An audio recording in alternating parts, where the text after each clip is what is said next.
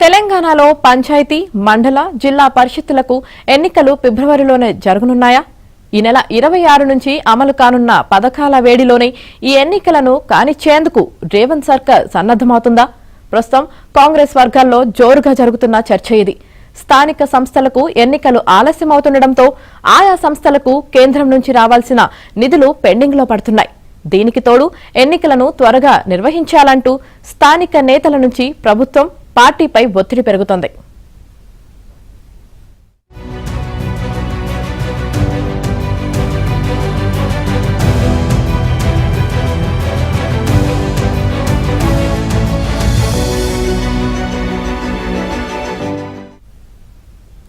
ఇటీవల గాంధీ భవన్లో జరిగిన టీపీసీసీ రాజకీయ వ్యవహారాల కమిటీ సమావేశంలో ఏఐసీసీ ప్రధాన కార్యదర్శి కేసీ వేణుగోపాల్ కూడా స్థానిక సంస్థలకు ఎన్నికలు త్వరగా జరపాలంటూ దిశానిర్దేశం చేశారు.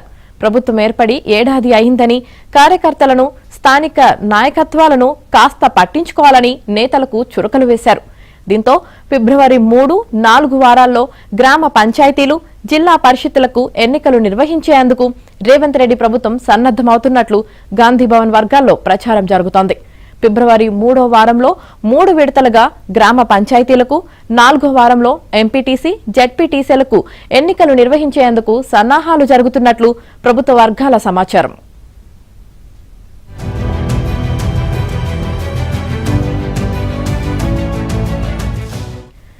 ఫిబ్రవరిలో స్థానిక సంస్థల ఎన్నికల నిర్వహణకు బీసీ రిజర్వేషన్ పెంపు అంశం చిక్కుముడిగా మారింది.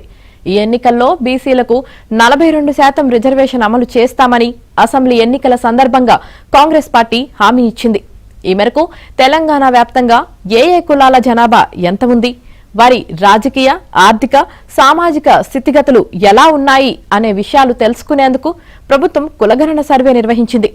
సీఎం రేవంత్ రెడ్డి దావోస్ పర్యటనను ముగించుకుని వచ్చాక ఈ సర్వేపై మంత్రివర్గం సమీక్ష చేపట్టనున్నట్లు సమాచారం.